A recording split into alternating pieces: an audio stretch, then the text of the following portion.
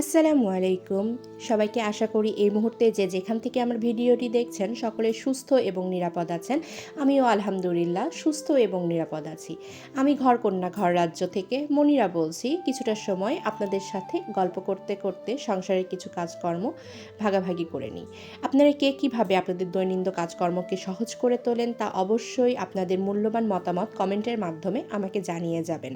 আমি যেহেতু শিখছি, প্রত্যেকের জীবনে শেখার কোনো শেষ নেই, তাই প্রত্যেকে কিভাবে কাজকর্ম গুছিয়ে করি একজন আরেকজনের সাথে শেয়ার করলে আরেকজন উপকৃত হতে পারে।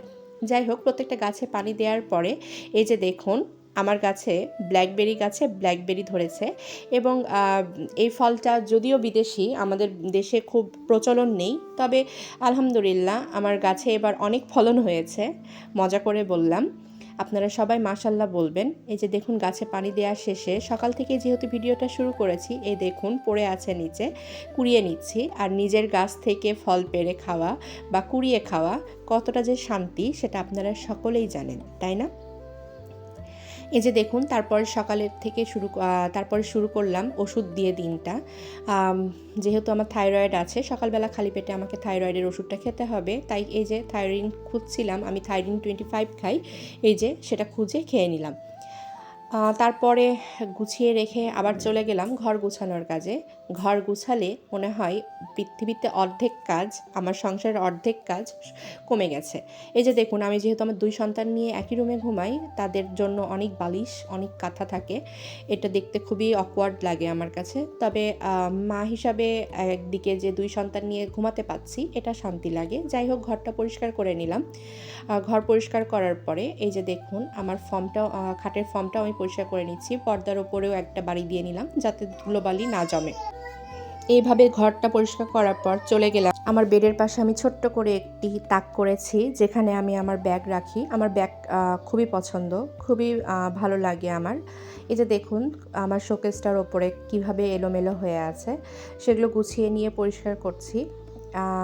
এইভাবে পরিষ্কার করার পর আমার সাইটে আমার মেয়ে খুবই দুষ্ট, তার হাতের কাছে কোনো কিছু রাখলে সে নষ্ট করে ফেলে, সেজন্য আমি 2টা বোর্ড দিয়ে ওপরে তাকের মতো করে নিয়েছি যাতে হচ্ছে আমার পরিষ্কার করতে বা হচ্ছে আপনার ওপরে জিনিসটা আমার মেয়ের হাতের নাগালের বাহিরে রাখতে সুবিধা হয়। সেটাও আমি একটু পরিষ্কার করে নিলাম। আর এই যে দেখুন একটা ক্রিম, এই ক্রিমটা আমি আমার পায়ের জন্য ইউজ করছি, ক্যারাসল। আমার পা প্রচণ্ড রকম ফেটে গেছে, দেওয়ার পরে উপকার কিছুটা পেয়েছি, তবে রেগুলার তো আমি দিতে পারি না কারণ আমি নিজের ব্যাপারে প্রচণ্ড উদাসীন, সেই জন্য হয়তো বা পুরোপুরি ফল পাচ্ছি না। এই যে দেখুন ধুলা পড়েছিল, তাই এটাও একটু পরিষ্কার করে মুছে নিলাম। নেয়ার পরে দেখুন ঘরটা গুছালে, আসলে ঘর গুছানো থাকলে মনে হয় বাড়ির অর্ধেক কাজ শেষ হয়ে গেছে মেয়েদের, তাই না? আপনাদের সবার কি মনে হয় বলুন তো? এই যে দেখুন এরপরে চলে যাচ্ছি আমার ছেলের ঘরে।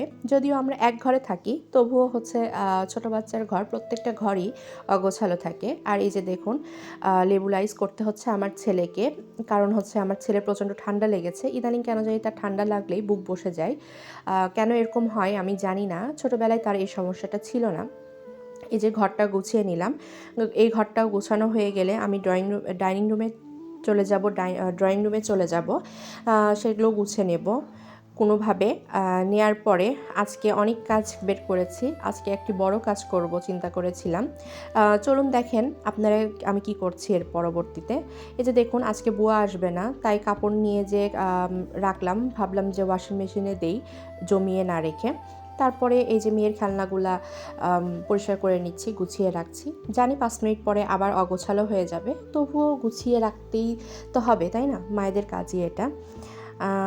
যাই হোক, আপনারা এই পর্যন্ত যারা আমার ভিডিওটি দেখছেন তাদেরকে অসংখ্য অসংখ্য ধন্যবাদ। তাদের কাছে অনুরোধ করছি শেষ পর্যন্ত আমার ভিডিওটি দেখে যাবেন এবং আপনাদের মূল্যবান মতামত লাইক কমেন্টের মাধ্যমে আমাকে জানিয়ে যাবেন।